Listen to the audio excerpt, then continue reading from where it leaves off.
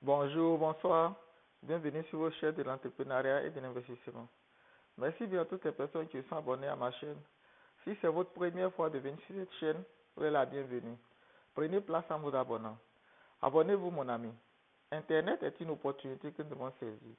Dans cette vidéo, je vais présenter les différents indices de la BFM. Comment ils se comportent à travers la crise, s'il y a des opportunités. Suivez attentivement pour voir ces indices-là.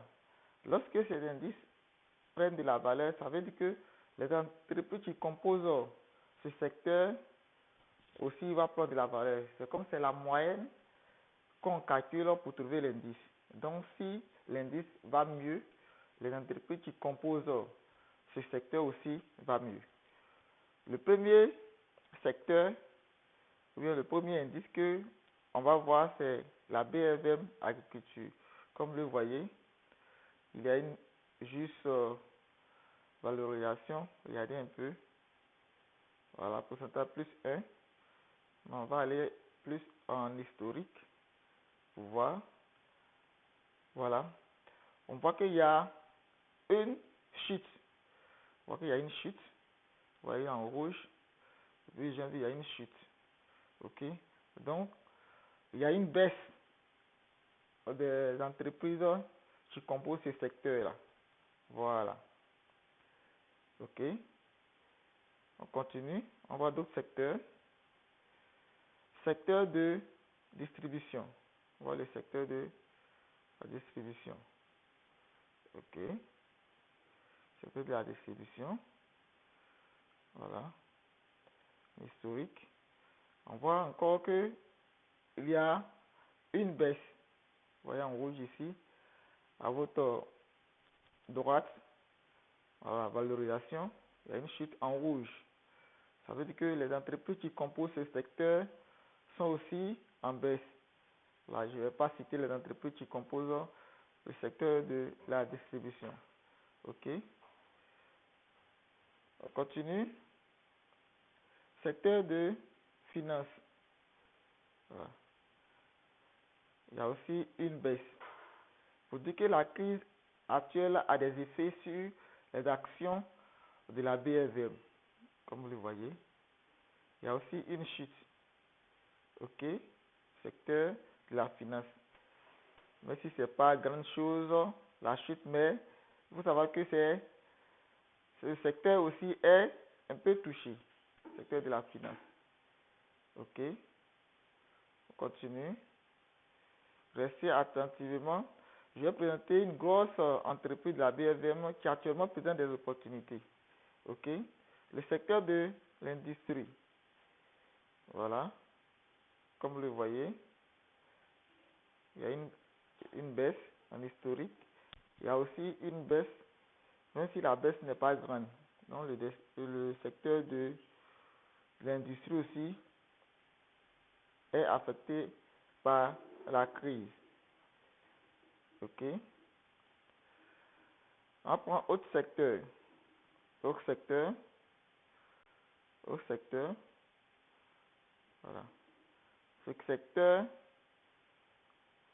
est vraiment en veille. Même s'il y a un mois, il y a une chute, mais ce secteur se comporte bien. Alors, malgré la crise, ce secteur se comporte bien. Au secteur, voilà. Mais il faut savoir que ça a touché.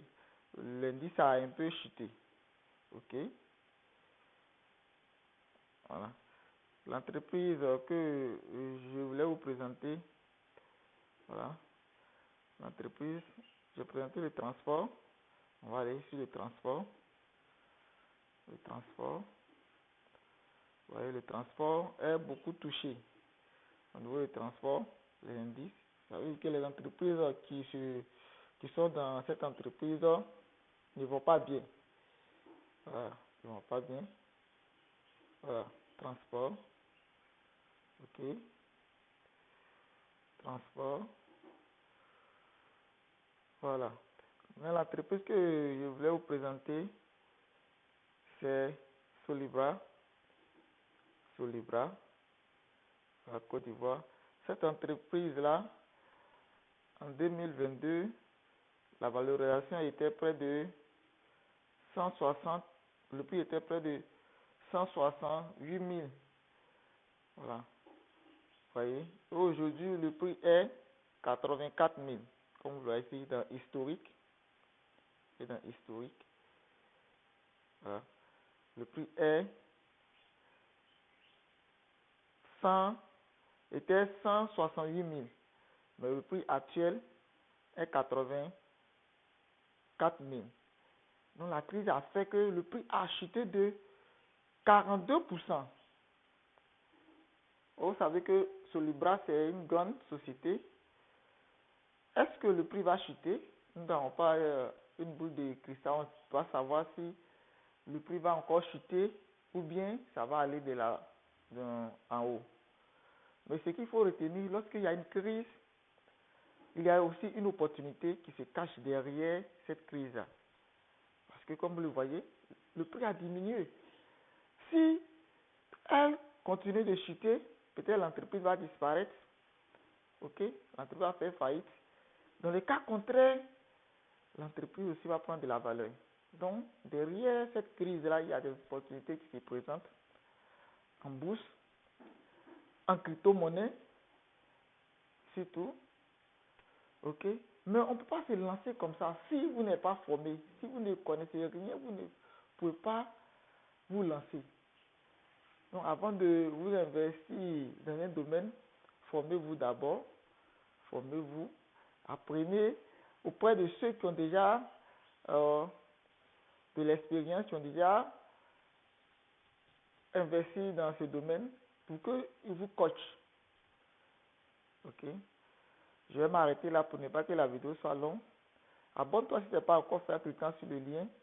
Il y a un lien de Telegram en bas de cette vidéo. Clique dessus pour intégrer le groupe si cela t'intéresse.